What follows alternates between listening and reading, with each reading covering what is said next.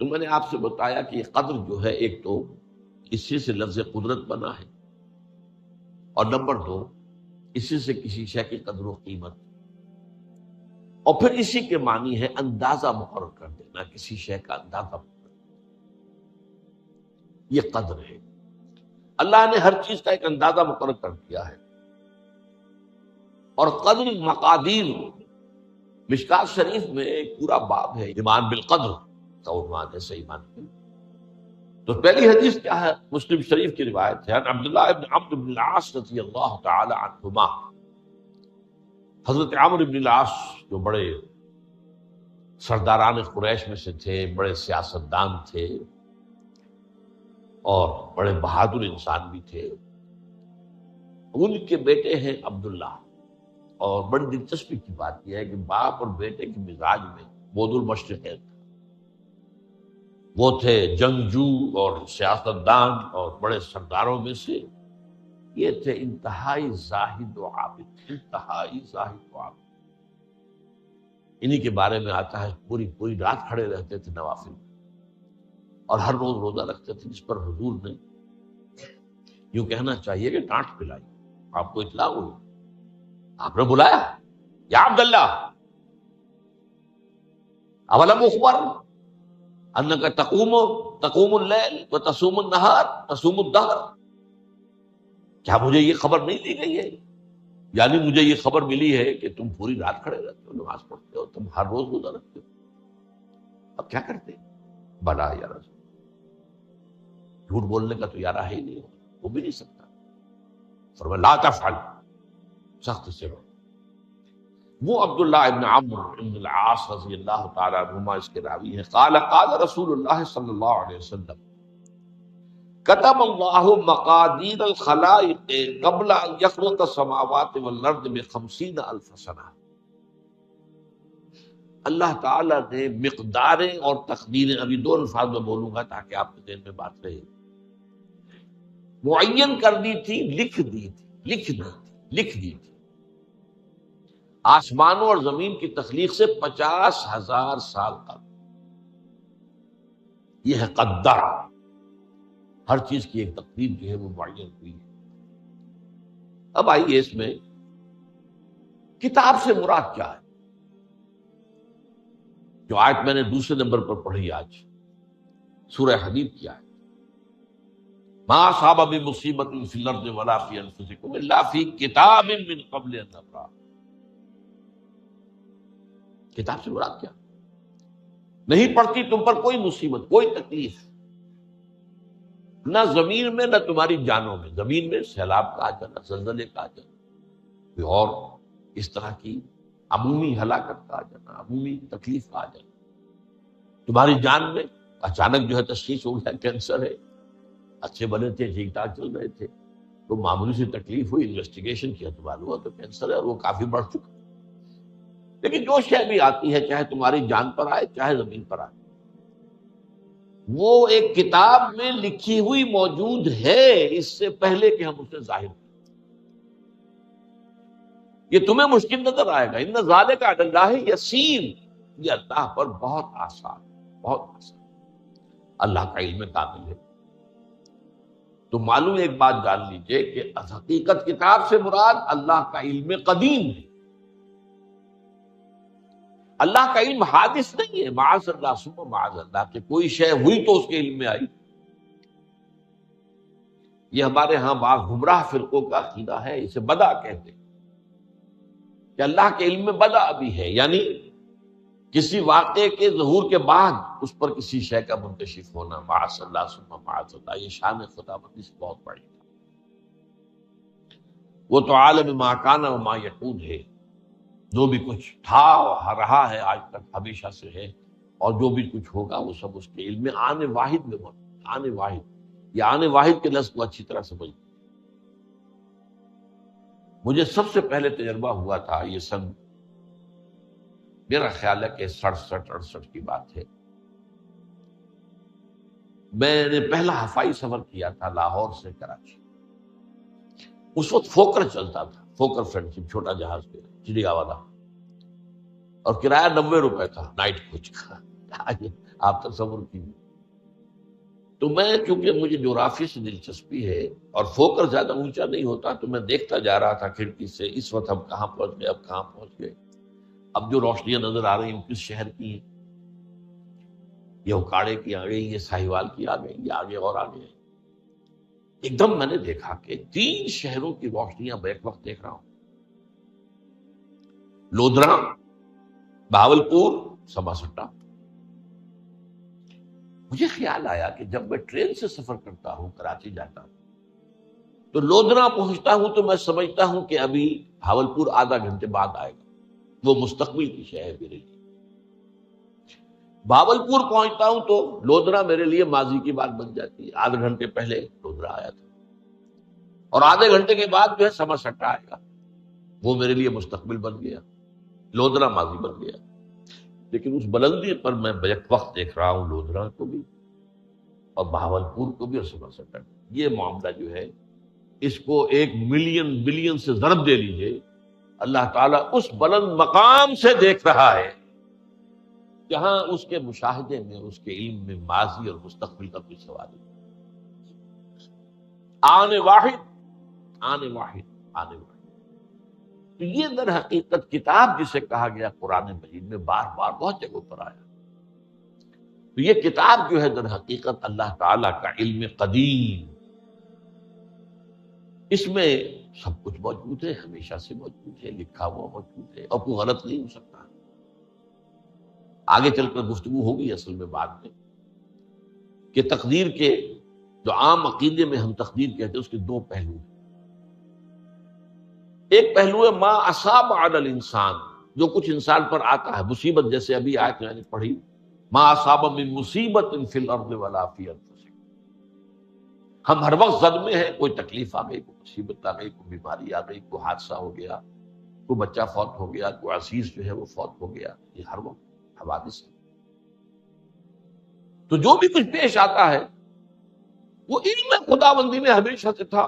یہی وجہ ہے کہ ایک اور حدیث ہے ابن الدیلمی سے، لمبی حدیث ہے وہ، لیکن اس کے اندر جو آخری ٹکڑا ہے وَتَعْلَمَ، یعنی انسان کے نجات کے لیے لازم ہے کہ یہ بات بھی تم جان لو انما اصابک لم یکن لیخطئک وانما اخطاک لم یکن لیصیبک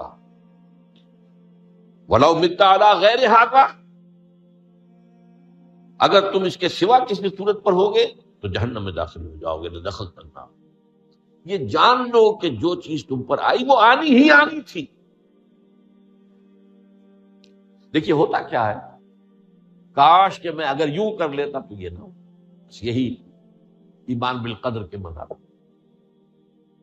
جو ہوا ہے وہ اللہ تعالیٰ کے ہاں تو پہلے سے طے تھا، ہونا ہی تھا. تمہاری کوئی تدبیر، کاش کہ میں اس وقت یہ کر لیتا. یہ لو، اسی لیے ایک حدیث میں الفاظ آئے ہیں ان کلمۃ لو تفتح عمل الشیطان. اس لو سے، کاش، اس سے شیطانی عمل شروع ہو جاتا. کاش کہ یہ ہو جاتا، کاش میں یہ نہ کرتا، کاش کہ ہو جاتا. تو یہ نہیں. تعلم انما اصابک لم یکن لیخطئک. تو جان لے اس بات کو کہ جو چیز تم پر آئی ہے وہ ہرگز ٹلنے والی نہیں تھی. کوئی تدبیر تم کر لیتے، کوئی کسی وقت کوئی ہیلا کر لیتے، کوئی تم قدم اٹھا لیتے، کچھ بھی کر لیتے، وہ تو آنی ہی آنی تھی. وما انما اخطاک، جو چیز تم سے چھوٹ گئی، رہ گئی، نہیں ملی. ایک ویکنسی ایڈورٹائز ہوئی تھی، آپ نے بھی درخواست دی تھی، آپ کو نہیں ملی. اب آپ ہو کاش کہ میں نے فلاں سے سفارش کرا دی ہوتی. بس گئے. تو جو چیز چھوٹ گئی ہے چھوٹ جانی ہی تھی. اس میں قطعاً جو ہے کوئی شکل، کوئی تدبیر، کوئی سفارش، کسی طرح کا کوئی بھی ہیلا، کوئی جو ہے اس پہ کارگر نہیں ہو سکتا تھا. لم یکن لیصیبک ومت علی غیر ذلک. اگر تو اس کے سوا کسی کیفیت پر تیری موت واقع ہوئی، اگر یہ یقین نہیں ہے، یہ ہے تقدیر کا وہ مفہوم کہ جس کا تعلق ہے علامہ اصاب الانسان. جو انسان کے اوپر وارد ہو رہا ہے اس کے ضمن میں تقدیر کا مفہوم کیا ہے. جو ہوا ہے وہ تو ہونا ہی تھا. اس میں تو کسی شک و شبے کی گنجائش بالکل اللہ تعالیٰ کا فیصلہ ہے۔ البتہ در حقیقت ایک دوسرا پہلو ہے، ما یفعل الانسان، وہ جو انسان کرتا ہے۔ یہاں آ کر یہ تقدیر کا مسئلہ بہت ٹیڑھا، آیا میرے اندر کوئی اختیار بھی ہے کہ نہیں؟ Do I have any free choice؟ یا ہر چیز پہلے سے طے ہے؟ تقدیر کا ایک عام مفہوم یہ ہے، اور اس مفہوم میں بھی بعض روایات بھی ہیں جو اس کی تائید کرتی ہیں کہ ہر چیز پہلے سے طے لکھی ہوئی۔ اور یہ جو حدیث ہم نے ابھی پڑھی ہے، یہ گویا کہ اس کی ایک مثال ہے کہ وہ جو لکھ دیا گیا تھا، فرشتے نے لکھ دیا تھا، رحم مادر میں لکھ دیا تھا، شقی او سعید، یہ بدبخت ہے یا سعادت مند ہے۔ تو ایک شخص پوری عمر نیکی کے کام کرتا رہا، آخری وقت میں آ کر کوئی ایسا حادثہ پیش آ گیا کہ وہ اہل جہنم کے سے کام شروع کر دی اور جہنمی ہو گئے۔ یا ایک شخص ساری عمر جو ہے جہنمیوں کے سے کام کرتا ہے، آخری وقت میں آ کر کوئی ایسی توفیق ملی، کچھ ایسا معاملہ ہو گیا، توبہ کر لی اور اس نے جو ہے اہل جنت کے سے اعمال شروع کر دیے۔ تو یہ جو ہے علامہ اصابک کا علیحدہ بات ہے، اور علامہ یفعل الانسان، انسان کیا کرتا ہے، اس میں اس کی قدرت کی ہے۔ اور یہ ہمارے ہاں فلسفے کا بڑا مشکل موضوع ہے، اس کا نام ہے جبر و قدر۔ ہمارے اسلاف میں بھی کچھ لوگ ایسے ہیں متکلمین میں سے، دیکھیے ہمارے ہاں ایک وہ لوگ ہیں کہ جو اس پر قناعت کرتے ہیں کہ جو اللہ نے کہہ دیا اور رسول نے کہہ دیا، اس سے آگے ہم مین میخ نہیں نکالیں گے، وہ محفوظ راستے پر۔ لیکن بہرحال انسان کو اللہ نے ایک عقل بھی دی ہے، اور یہ عقل سوالات اٹھاتی ہے، اور جو زیادہ ذہین انسان ہوتے ہیں ان کے اندر ان کی یہ مصیبت زیادہ ہوتی ہے، لہٰذا وہ تو سوچتے ہیں، کچھ نہ کچھ غور و فکر کرتے ہیں، بات سمجھنے کی کوشش کرتے ہیں۔ اس میں اب ہمارے ہاں دو طبقے ہو گئے، جبریہ قدریہ۔ ایک نقطہ نظر یہ ہے کہ انسان مجبور محض، کوئی اختیار نہیں، اور ایک یہ ہے کہ انسان قادر مطلق ہے، جو چاہتا ہے اپنے فیصلے میں مختار مطلق ہے، تو فیصلہ کرتا ہے۔ انہیں قدریہ کہتے ہیں۔ تو جبریہ اور قدریہ ان کی بحثیں ہمارے یہاں، یہ وہی تقدیر کا مسئلہ جو میں نے کہا تھا، بحثوں میں آ کر الجھ جائے، آج تک حل نہیں ہوا، حل ہو سکتا ہی نہیں۔ اب اس کے ضمن میں علامہ اقبال کا ایک شعر آپ کو سناتا ہوں، وہ بہت اچھا لگتا ہے، بہت خوبصورت لگتا ہے شعر ہونے کے اعتبار سے۔ تقدیر کے پابند جمادات و نباتات، مومن صرف اللہ کے احکام کا پابند۔ اس میں انسان سے پابندی کی نفی کر دی گئی ہے، وہ صرف پابند ہے اللہ کے احکام کا۔ نتیجے کے اعتبار سے تو جو یہ شعر کہہ رہا ہے، جو بات وہ صحیح ہے، پابندی اصل جو ہے وہ اللہ کے احکام کی، لیکن یہ کہ تقدیر کی پابندی سے انسان بھی پوری طرح آزاد نہیں ہے۔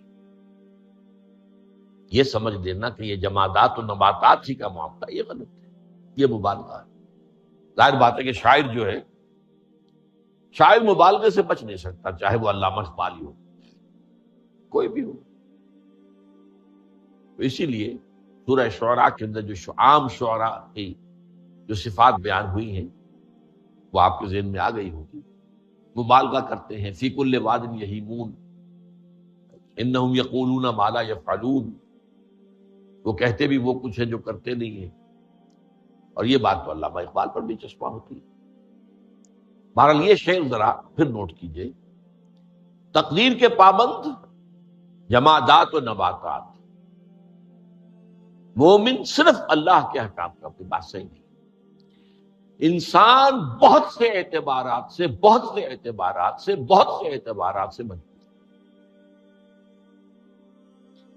سب سے پہلے جو ہے انسان کے اندر ایک تقدیر نوعی ہے، نوع انسان۔ چھوٹی سی چڑیا اڑتی پھرتی ہے، انسان نہیں اڑ سکتا، آپ نے ٹھیک ہے مشین ایجاد کر دی، جہاز ایجاد کر لیا، آپ دوڑ رہے ہیں 500 آدمی اور سینکڑوں من سامان لے کر جو ہے وہ جا رہا ہے، 747 ہو یا 757 ہو، یہ کر لیا ٹھیک ہے، خود نہیں اڑ سکتے، اب کیا کریں گے آپ؟ یہ تقدیر نوعی ہے، سپیشیز، ہر سپیشیز کے لیے اللہ نے ایک اندازہ مقرر کر دیا ہے، اس اندازے ہی میں رہے گا، اس سے باہر نہیں جا سکتا۔ پھر ایک تقدیر شخصی ہے۔ اب دیکھیے تقدیر شخصی کیا ہے؟ بعض اوصاف و صفات ہمیں وراثتاً ملتے ہیں، we have no choice۔ پہلے بھی یہ بات مانی جاتی تھی، آج جو ہے ذرا سائنٹیفک انداز میں ہم کہتے ہیں جینز میں چلا آ رہا ہے، اس جینز کو کوئی بدل سکتا ہے؟ جو جینز بھی آپ کو ملے اپنے والدین کی طرف سے، وہ آپ کی شخصیت کا ظاہر بات ہے کہ فیصلہ کن طرز پر اس کو ڈھال دیتے، جینز ہے، پابندی ہے۔ نمبر 2 یہ کہ خاص طور پر جو گھر کا ابتدائی ماحول ہوتا، ماں کی گود اور ابتدائی گہوارہ گھر کا، اس کے جو اثرات مرتسم ہو جاتے ہیں شخصیت کے اوپر، وہ بھی بڑے مستقل پختہ ہو۔ ان دونوں چیزوں کو ضرب دے لیجیے، hereditary factors multiplied by environmental factors, اس سے مل کر ایک شے تیار ہوتی ہے جس کو قرآن کہتا ہے شاکلہ۔ قل کل یعمل علی شاکلتہ فربکم اعلم بمن هو اہدی سبیلا، سورہ بنی اسرائیل۔ شاکلہ کسے کہتے ہیں؟ شکل دینے والی شے۔ آپ کو لوہا ڈھالنا ہے، کوئی خاص پرزہ بنانا ہے، اس کا پہلے سانچہ بناتے ہیں، لوہے کو پگھلا کے اس میں ڈالیں گے تو جیسا سانچہ ہوگا ویسا ہی لوہا جو ہے وہ شکل اختیار کرے، اسے شاکلہ کہتے ہیں۔ یہ شاکلہ جو ہے ہر انسان کا، اس سے باہر انسان نہیں جا سکتا، اس کے اندر سٹرگل ہوگی، اس کے اندر اس کی جد و جہد ہوگی، لیکن اس کا یہ مطلب نہیں ہے کہ اس کا کوئی فری چوائس ہے، لیکن وہ فری چوائس انہی حدود کے اندر کام کرے گا، اس سے باہر۔ اس بات کو مختلف احادیث میں حضور نے بہت خوبصورتی سے بیان کیا۔ ایک حدیث بڑی اہم ہے، بڑی حد الناس کالمعادن، انسانوں کی مثال بھی معدنیات کی سی ہے۔ اب سونے کی معدنیات میں سے سونے کی جو اور ہے، اب پتہ نہیں اردو میں مجھے معلوم نہیں اور کا ترجمہ کیا کرتے ہیں عام طور پر، لیکن جانتے ہیں اور وہ کچی دھات جس سے کو صاف کر دیتے ہیں تو پھر وہ دھات جو ہے خالص شکل میں سامنے آ جاتی ہے۔ سونے کی اور سے سونا بنے گا، چاندی کی اور سے چاندی بنے گی، سونا تو نہیں بن سکتا، جتنا چاہے صاف کر لیں، وہ اور تو مستقل۔ الناس کالمعادن خیارکم فی الجاہلیت خیارکم فی الاسلام، جو تم میں جاہلیت کے دور میں، پری اسلامک دور میں جو بہترین تھے وہی اسلام میں آ کر بہترین ہوئے۔ وہ اور سونے کی تھی، وہ صاف ہو گئی ہے، اور سونا جو ہے وہ نکھر کر خالص سونا بن کر آ گیا ہے، اسلام نے صاف کر دیا۔ وہ چاندی کی اور تھی، اسلام نے اس کو صاف کر دیا ہے، وہ نکھر کر چمکتا ہوا جو ہے وہ چاندی بن گئی۔ لیکن یہ کہ اذا فقہوا، البتہ پھر اس میں ایک اضافہ کیا حضور نے، جبکہ ان کے اندر دین کا فہم داخل ہوتا ہے، تو یہ کہ جو بہترین پہلے تھے وہی بہترین اب ہوں گے۔ اسلام لانے سے پہلے بھی بہترین ابو بکر تھے، اسلام لانے کے بعد بھی بہترین ابو بکر۔ حضور پر وحی سے پہلے بھی بہترین خاتون خدیجۃ الکبریٰ تھی، ایمان لانے کے بعد بھی بہترین خاتون خدیجۃ الکبریٰ۔ اور دوسری حدیث سنیے، عن ابی الدرداء رضی اللہ تعالی عنہ قال بینما نحن عند رسول اللہ صلی اللہ علیہ وسلم، اسی حال میں کہ ہم ایک روز ہم حضور کے پاس تھے، نتناکرون ما یکون، اور ہم ذرا سوچ رہے تھے کیا کیا کچھ پیش آنے والا ہے دنیا میں۔ اذ قال رسول اللہ صلی اللہ علیہ وسلم، جبکہ حضور نے ہم سے ایک بات کہی، بڑی غور سے سنیے، اذا سمعتم بجبل انزال عن مکانہ فصدقوه، اگر تم یہ سنو کہ کوئی پہاڑ اپنی جگہ سے ٹل گیا تو مان لینا۔ وَإِذَا سَمِعْتُمْ بِرَجُلٍ تَغَيَّرَ عَنْ خَلْقِهِ فَلَا تُصَدِّقُوهُ، اور اگر تم سنو کہ کوئی شخص جو ہے وہ اپنی سرشت سے، اپنی جبلت سے بدل گیا تو کبھی نہ مانو۔